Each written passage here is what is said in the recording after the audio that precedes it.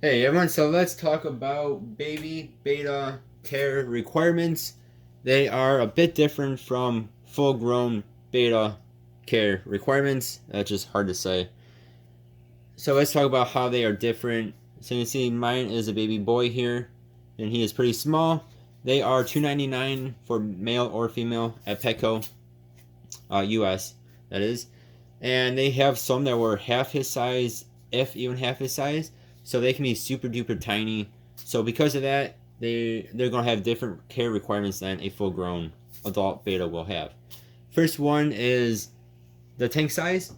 So because they are so small, I would recommend somewhere around a 1 to 1.5 gallon tank with a good filter on it that is not too strong for them, and you can also put a heater in that tank as well.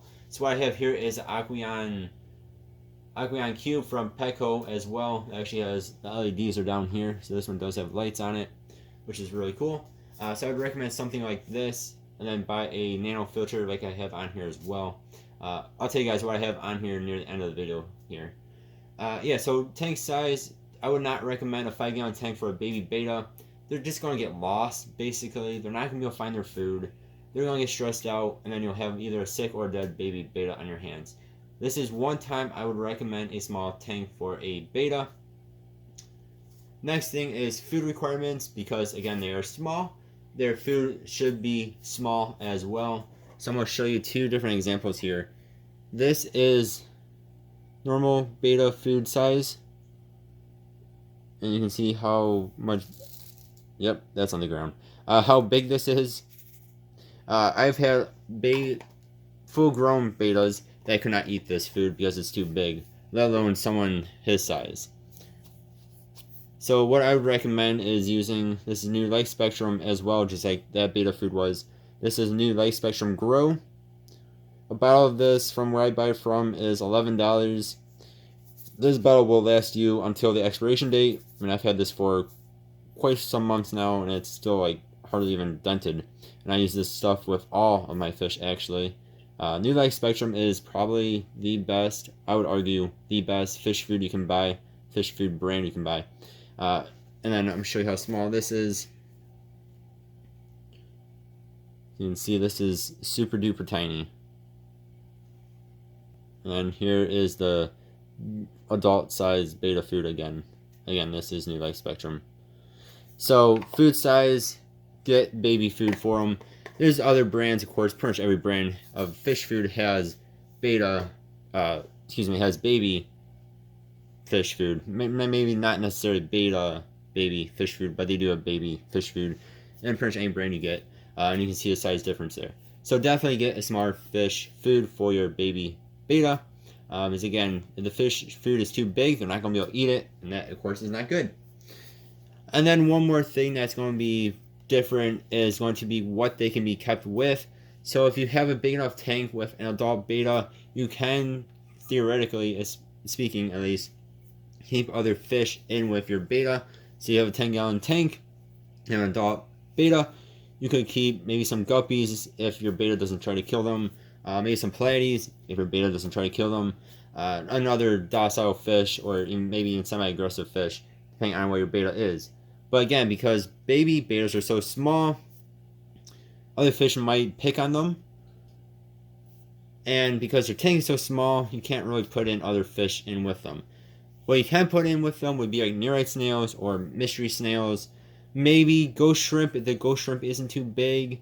Again, depending on the size of your beta.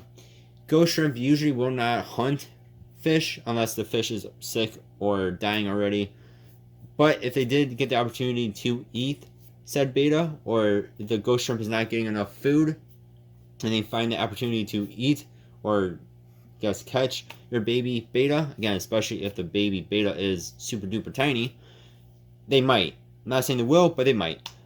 So if the ghost shrimp isn't big, you might be okay with keeping them with baby betas. Otherwise, nearite snails or again mystery snails, those are not going to eat your beta. Again, unless the beta is, sadly to say, dead. Then it might eat it because it's food for them. Nasty food, but food. So yeah, so again, what you keep your fish with, your baby beta with, It's going to be a bit different than what you can keep a full-grown betta with. So those are 3 big things that are going to be different for keeping a baby betta alive and happy. Of course, all of your other requirements for a betta are going to be basically the same. So water temperature should be in the upper 70s, very, very low 80s even. So 75 to about 81, 82 degrees is fine. You still want to filter with them. I am using a nano filter, hang on the back here, which I've used many, many times in the past for other tanks as well. You will, again, want a heater unless your tank temperature, your room temperature is always, around 80 degrees. I am using, you guys can sort of see the wording in the back there. It is a top fin, which is from PetSmart. That is their 10 watt. I don't know why I said 10 gallon. 10 watt heater. It seems to work okay.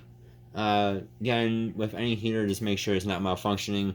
That one, I believe, is set to like 76 degrees or so. It is preset. You cannot change it. Then gravel, sand. I'm using glass beads down here, which are from Petco. You want substrate of some sort. It will help keep good bacteria in your tank. Decorations, like any other betta, I'm using a moss ball. I'm using moss on a vine, and I'm using a piece of shrimp wood in the back there. And I might put in, depending on how I feel and how he seems to be doing, I might put in a smaller silk plant in there as well, fake silk plant in there as well. You want a top on them. Bettas can be jumpers, so you want a top on them. And lights, again, you don't actually need lights, but your fish will be a lot more active with actually lights on. And then 2, who wants to be in the dark all the time?